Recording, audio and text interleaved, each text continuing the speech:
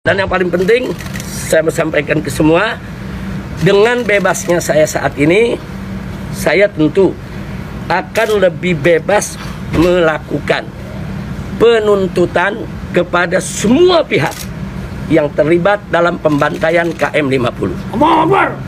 Saya bersumpah demi Allah, saya akan kejar siapapun pihak manapun yang terlibat di pembantaian KM50. Saya nggak peduli siapa orangnya. Saya akan kejar mereka dari dunia sampai akhirat.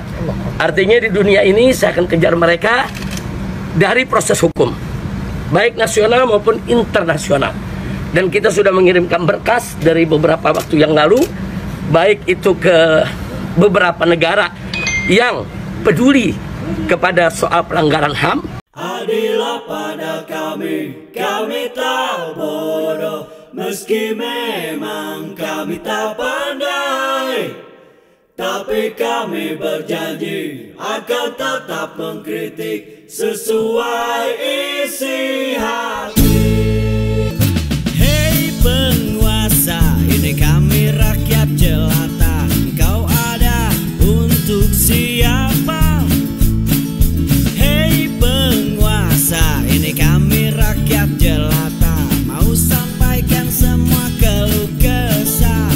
Bekerjalah dengan hati, pakai empati, jangan banyak intrik, apalagi bikin taktik. Bijaklah dalam membuat peraturan, jangan sampai bikin aturan yang berat sebelah. Bismillahirrahmanirrahim. Assalamualaikum warahmatullahi wabarakatuh. Sahabat semua, kita tahu hasil dari investigasi Komnas HAM ternyata mengecewakan berbagai pihak. Tentu terutama dari para keluarga korban dari 6 laskar anggota FPI. Dan saya mendapati tulisan menarik ini dari M. Rizal Fadilah, pemerhati politik dan kebangsaan. Kita akan coba sampaikan apa yang dikatakan oleh beliau dari rmol.id. Judulnya pendek, tegas, bubarkan Komnas HAM. Bekerja sia-sia, bahkan tidak profesional adalah pilihan diksi yang mungkin pas diberikan bagi Komnas HAM yang diberi amanah untuk menyelidiki kasus pembantaian 6 anggota Laskar FPI pada 7 Desember 2020. Harapan publik begitu besar atas kerja keras, transparan, objektif, dan independen. Namun harapan itu sirna melalui realita kerja Komnas HAM. Ya, kita ingat tempo hari ya, bagaimana harapan begitu besar tertumpu kepada Komnas HAM karena Pak Jokowi sudah menyampaikan menolak dibentuknya tim pencari fakta gabungan. Pemerintah lebih percaya kepada Komnas HAM yang akan bekerja secara independen. Tapi itu dia, faktanya hari ini harapan itu sirna karena ternyata banyak pertanyaan, banyak kejanggalan yang dilaporkan dalam investigasi Komnas HAM tersebut. Menurut Undang-Undang 39/1999 tentang HAM, Komnas HAM adalah lembaga mandiri yang berfungsi melaksanakan pengkajian, penelitian, penyuluhan, pemantauan, dan mediasi HAM.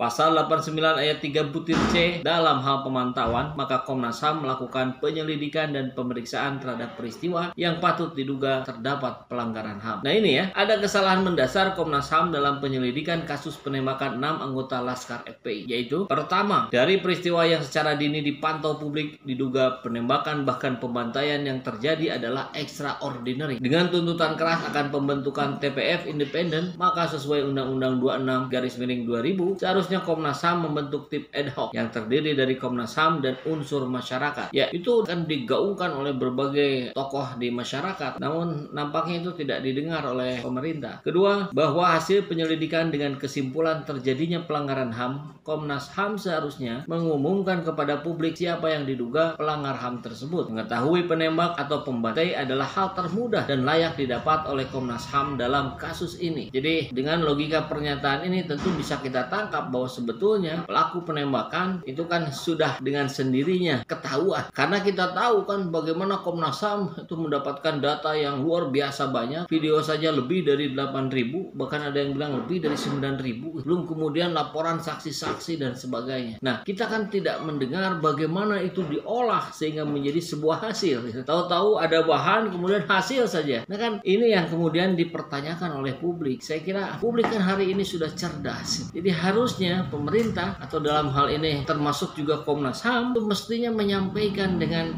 detail, dengan transparan gitu, sehingga masyarakat menjadi tahu alur proses pengolahan dari bahan-bahan data yang didapatkan, kemudian itu diprosesnya seperti apa, dan kemudian hasilnya, sehingga kita bisa paham dan nggak banyak protes gitu. Tapi kalau tiba-tiba ada bahan kemudian hasil saja, kan itu tanda tanyanya menjadi sangat besar gitu. Ketiga, Komnas HAM tidak mampu menjelaskan indikasi penyiksaan, bahkan terkesan menghindar. Hal ini merupakan pelanggaran atas tanggung jawab moral kemanusiaan yang mendasar. Foto kondisi jenazah yang beredar ternyata tidak terklarifikasi baik dalam penyelidikan. Itu, jadi kita tidak tahu itu diprosesnya seperti apa. Saya kira masih ada waktu mungkin untuk Komnas HAM jika ingin mengembalikan citra publik kepada Komnas HAM, sampaikan saja gitu. Kan kita sudah sepakat gitu. Dalam proses hukum, dalam proses penyelidikan, investigasi, lakukan saja secara terbuka.